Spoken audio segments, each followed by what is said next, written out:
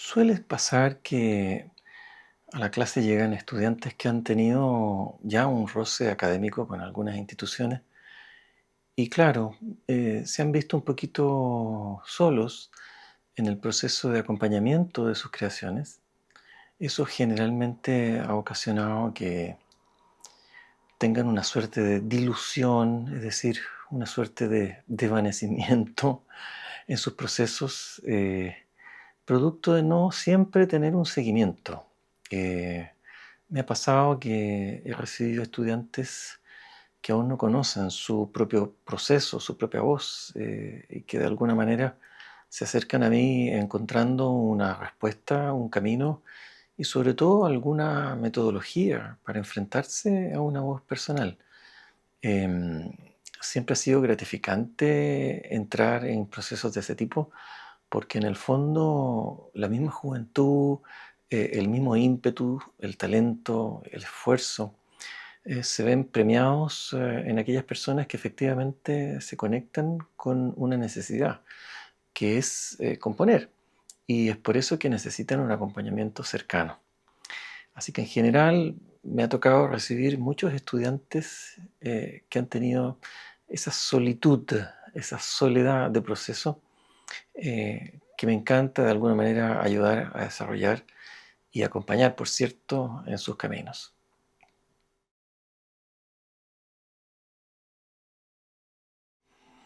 A ver, los principales problemas que yo he visto cuando alguien comienza a trabajar para imagen es, diría yo, la dificultad para leer el proyecto en sí mismo, que generalmente se relaciona con el punto de vista, es decir, de qué manera logro decodificar y ser asertivo o asertiva respecto de lo que es un camino para aportar en la película. No solo es un tema de madurez en relación a la experiencia o la múltiple experiencia que uno pueda tener o no, tiene que ver con de qué manera se enfrenta la mirada respecto del cine y de la película en particular. Reconocer sus carencias, reconocer sus zonas débiles, reconocer sus lugares frágiles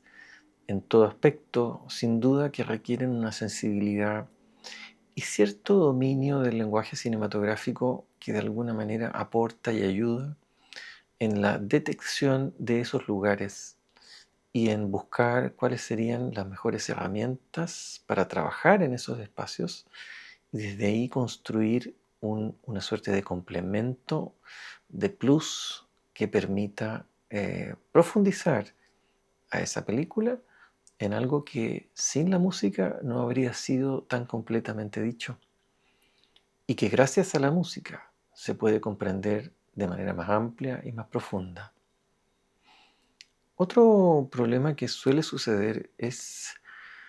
cierta precariedad, diría yo, en el uso de las herramientas, tanto en el ejercicio compositivo como de la orquestación.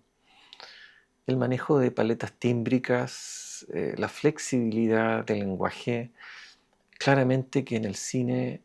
y su música son fundamentales, son muy importantes, porque también se relacionan con la flexibilidad y la ductibilidad que uno debería tener para poder enfrentar y abordar una necesidad.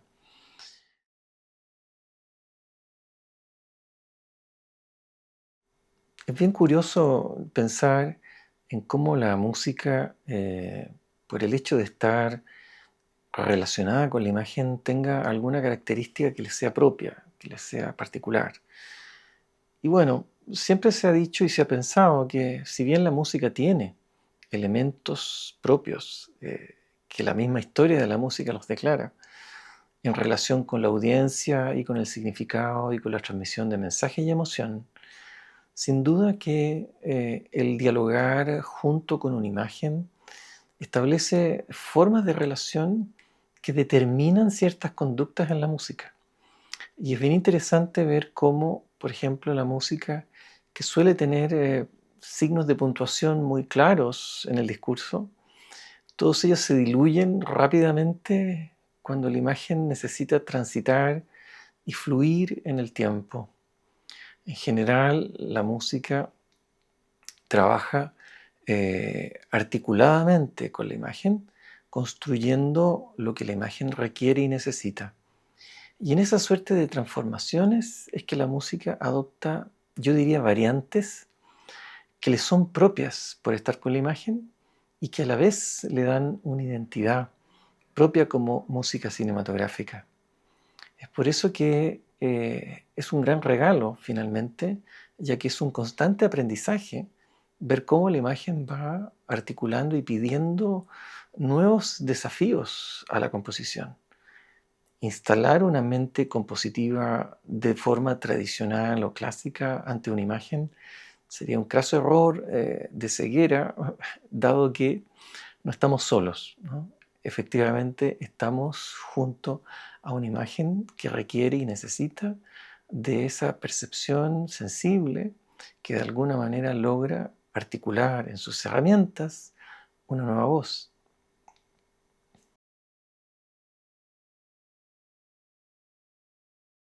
Generalmente hay decisiones que ponen en evidencia esa ausencia de vínculo. Decisiones que tal vez son de un sentido macro o sobre todo estandarizado, es decir, cuando nos acercamos a ciertas formas de resolución tradicionales o estilísticas, es decir, patrones de comportamiento que de alguna manera tienen asegurada una identidad. En general, la ausencia de identidad y la ausencia de vínculo, de relación, de intimidad, generalmente el estudiante inicial lo suple con estilo y con ciertas imitaciones de patrones. Como en el aprender copiando se aprende. Y la verdad es que lo que se está perdiendo en el copiar en ese contexto de un patrón es una relación única e irrepetible con un proceso creativo, tan personal, tan íntimo además, como es la composición. Es por eso que en general, al evidenciar y escuchar las tomas de decisiones que los estudiantes tienen, uno puede rápidamente evidenciar el grado de conexión o desconexión que hay con su propia voz y con los materiales sobre los que está trabajando. Esto no se trata de argumentar, defender, justificar y darle un sentido intelectual o conceptual a lo que está escribiendo. Se trata de ver de qué manera el material que el estudiante construye le habla, le motiva y le construye sentido. Es decir, es una relación finalmente recíproca en donde el propio material le entrega nuevos caminos para seguir transitando. Ese viaje de intimidad y de descubrimiento de la obra se va trazando en esas horas y horas de trabajo. Es por eso que en general una resolución que se inspira como en un modelo o en un trabajo más estilístico tiende a anular ese proceso de intimidad, dando esta suerte de ilusión de estar siendo compositor o compositora de tu propia música, cuando en realidad estás ejecutando un arreglo musical muchas de las veces. Es por eso que rápidamente ahí se ve en cómo el estudiante toma decisiones, en dónde está el foco de su motivación, de su relación, de su interés y de su amor por el oficio.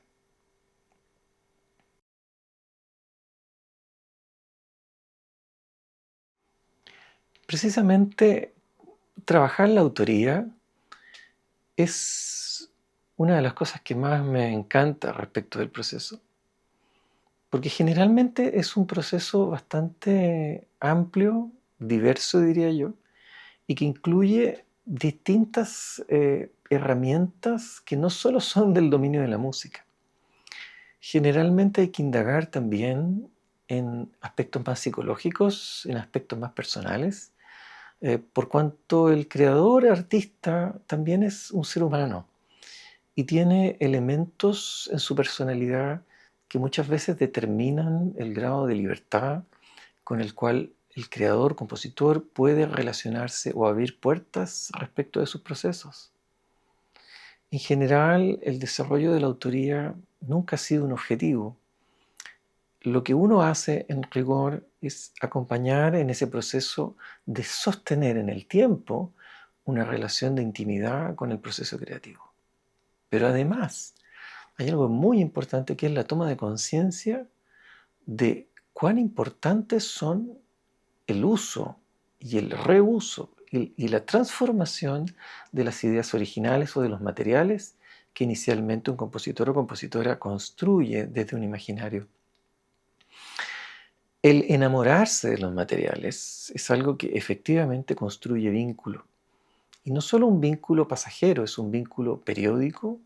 Es esa pequeña y sutil ansiedad que te motiva a querer volver al piano, a querer volver a tu sesión para avanzar y seguir en ese maravilloso espacio en donde tú ya sientes que estás relacionándote con alguien, con algo, con una idea, con un suspiro, con un gesto. El acompañamiento autoral es básicamente sostener en el tiempo una relación de intimidad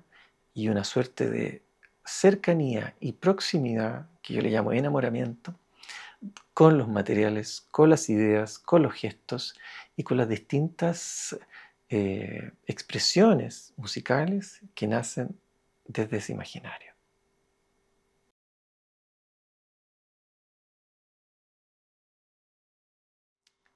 Lo que más me encantaría que pasara en una clase sería que un propio estudiante tomara conciencia de su propio camino. Básicamente porque eso es sinónimo de autonomía. Y la verdad, me ha tocado muchas veces tener que yo forzar un poco ese proceso de desprendimiento del maestro, dada la importancia que tiene el seguir caminando solo en el camino. No siempre uno está todo el tiempo acompañando ese proceso. Desde el momento en que ese proceso ya se instala y hay conciencia de él, efectivamente se puede dar un maravilloso viaje individual que tiene su camino propio. En rigor, mi sueño es esperar que el estudiante encuentre todas las herramientas necesarias para hacer ese camino, transitar hacia ese espacio en donde él va a continuar con soledad, pero también con toda la gran compañía de sus imaginarios. Y ahí construir toda la música que él alguna vez soñó, toda la música que ella alguna vez quiso expresar, y sobre todo en conexión y en relación con la audiencia, que es algo que siempre yo he tratado de reforzar, ya que es algo que la historia de la música a veces tiene ciertas distancias con el público, que han sido históricas y que se relacionan con los distintos lenguajes que la música a veces utiliza y que no siempre constituyen una herramienta de comunicación o de transmisión emocional o de comunicación efectiva, diría yo, respecto de la necesidad de la gente y de lo que significa una experiencia musical en la experiencia de las personas, que puede ser, por cierto, muy transformadora, muy llena de cosas positivas que logran en el fondo construir momentos mágicos que todos quisiéramos vivir.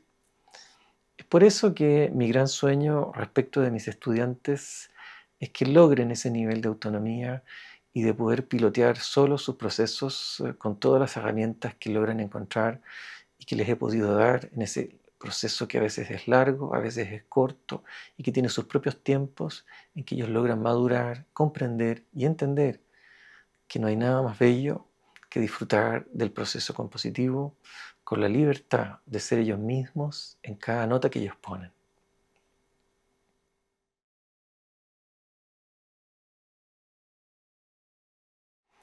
¿Y qué no es esta clase? Bueno, esta clase no es un tutorial, esta clase no es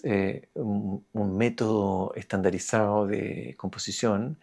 esta clase no va a enseñar así se compone la tristeza o así se compone el suspenso,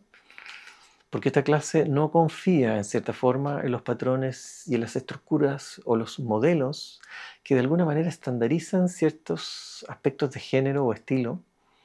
y que lamentablemente corren el peligro de que no funcionan con la particularidad del arte que generalmente tenemos al frente. Un estilo, un patrón, una forma de resolución nace de una experiencia, pero no podemos pretender de que se pueda proyectar a múltiples experiencias. Podría ser un punto de inicio, tal vez, Pero para eso tenemos que tener una comprensión mucho más profunda y analítica de por qué se producen esas sensaciones o esas informaciones o esas experiencias, para entender cómo es posible que podamos construir un espacio similar, pero que esté completamente en diálogo con el objeto, la película que está al frente de nosotros. Entonces, no van a haber recetas, no hay fórmulas, porque en rigor lo que va a haber es una mirada amplia, crítica, flexible, de mucho análisis, para comprender cómo esas estructuras lograron establecerse en la historia de la música para cine, pero no necesariamente cómo se logran fijar en una resolución. En el fondo, son resoluciones icónicas que lograron construir un significado que quedó para la posteridad. Pero esa posteridad puede ser transformada, evolucionada y de alguna manera alterada en función de la realidad que podamos tener al frente. Y en esa transformación hay demasiados elementos que la película contiene que hacen que uno tenga que estar atento para poder resolver esas demandas que las películas traen consigo mismas. Así que la invitación es más bien a una ampliación de criterio, a una mirada que permita articular conocimiento para poder resituar, reconstruir y reconectar con las realidades específicas que van a estar al frente en tus proyectos profesionales.